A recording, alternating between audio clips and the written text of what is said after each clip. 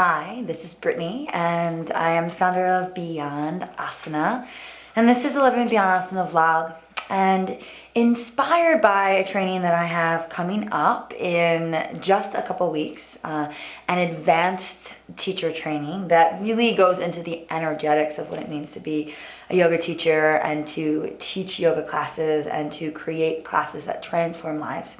I thought I would focus this week's video on how to take risks as a yoga teacher. Now, if you're not a yoga teacher, keep watching, because really this applies to everyone and everything that you do.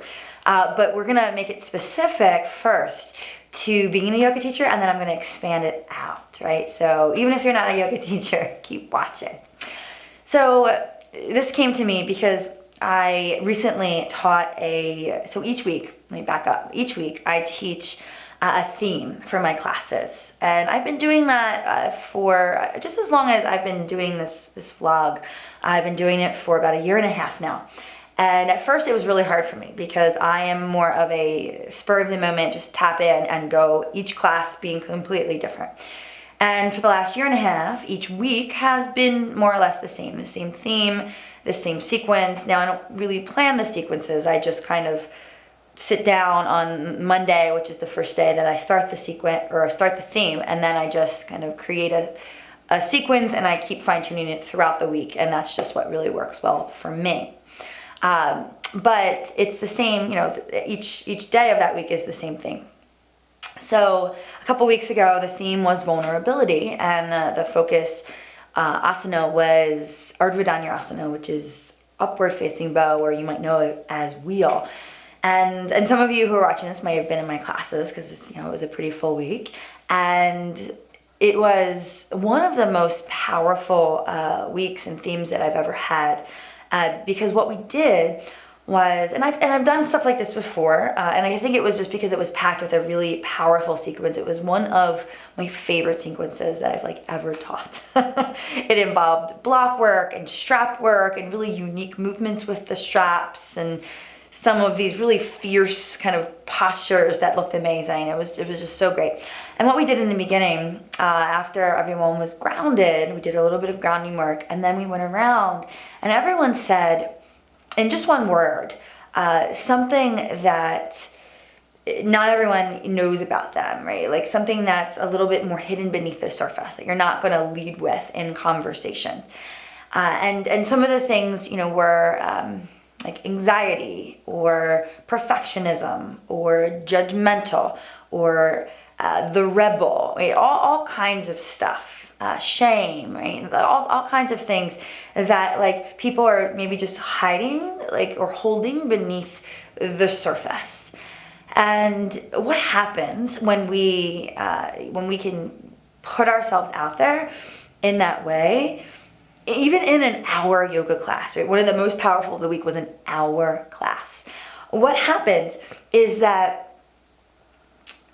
when we connect in that way, we're creating a heart connection. And I can feel that instantly. I can feel this opportunity for people just to open up a little bit more. And I know at the end of that week, I had a lot of people giving me hugs. I had a lot of people telling me that they were able to go really deep. Yoga teachers telling me that. It was such a beautiful week. And here's why it worked. It worked because I allowed myself to take a risk, right? I took a risk because that is risky, right? Something like that's not always going to work, and it didn't the whole week. There were a couple people that were like, I don't understand, I don't get it. This doesn't make sense to me. A couple people that didn't want to participate, and that's a risk that you take when you're doing something of that nature, right?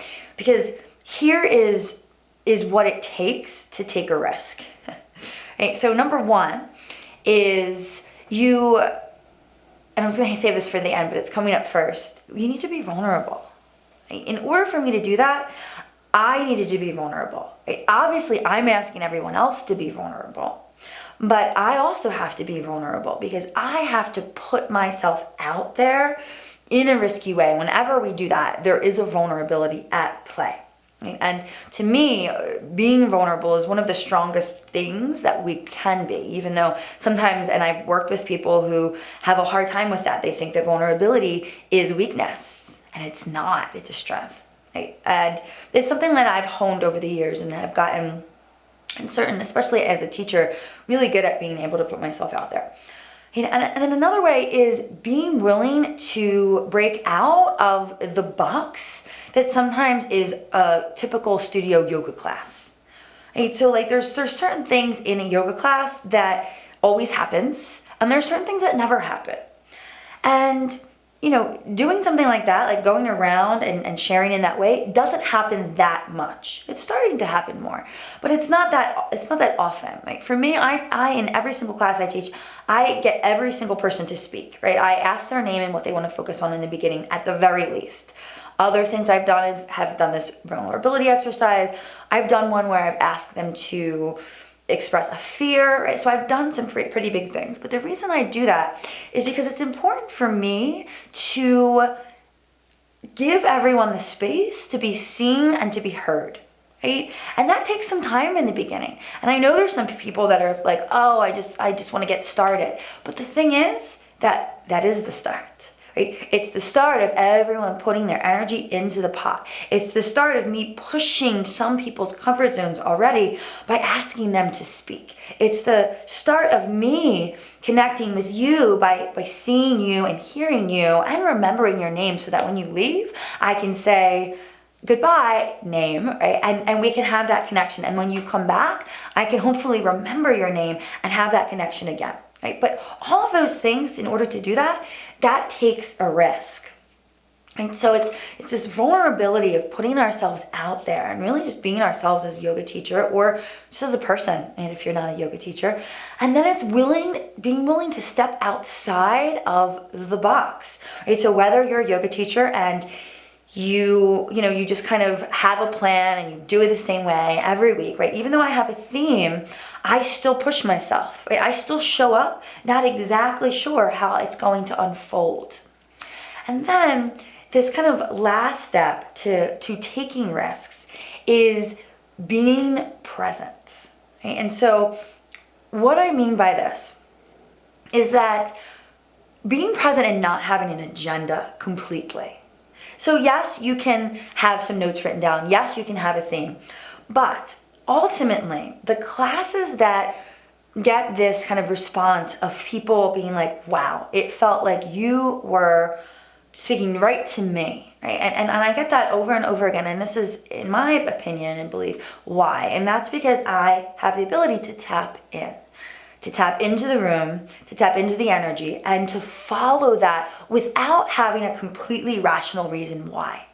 Right? So when I'm teaching, right, and when I let go of a plan, I have this opportunity, even just letting go a little bit, to tap in to the current of what is being fed to me. And what happens is, by the end, I'm like, oh, that's why. Most of the time, it doesn't make sense in the beginning, but by the end, it makes perfect sense because everything just came together in this universally intelligent way that was led and fueled by my connection with Source and my connection with my own wisdom and intuition, right? Which brings me to the next point. You have to be confident, right? In order to take risks, confidence is paramount. It's so important, right? So sometimes that's easier said than done.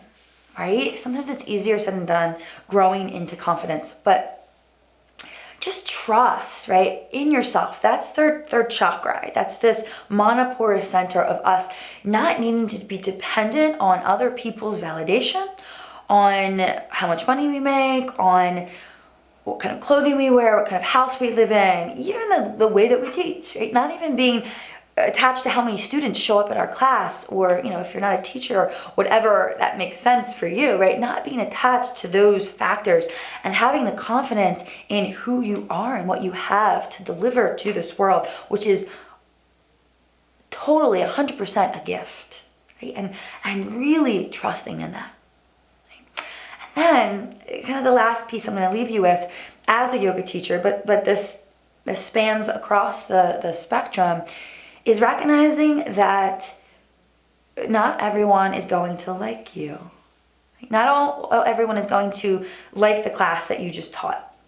Not everyone is going to like something that you just said, right? It's just not always going to happen that way. And that can be for different reasons, right? The response of someone else doesn't always mean that you did something wrong or it wasn't good, right? It doesn't always mean that. Because a lot of times, especially as a yoga teacher, we are pushing people's buttons, people's comfort zones, and we are asking people to be brave, right? That's what's happening. Whether you're just teaching an asana class and you're teaching handstands, or you're doing something like I do and really pushing the edge emotionally, which is really what I do. I take risks emotionally more than physically in the yoga practice, which for me is what's really needed if we're going to create sustainable change in ourselves and in our lives and in the world, is the emotional risks that we need to take in a way that still feels safe and in our own boundaries, but in a way that is pushing that edge of our comfort zone, right? So sometimes when we do that as a yoga teacher or a facilitator or whatever, or a coach, right, we're not always going to get an effect of somebody being like, oh, I love that. Not at first, right?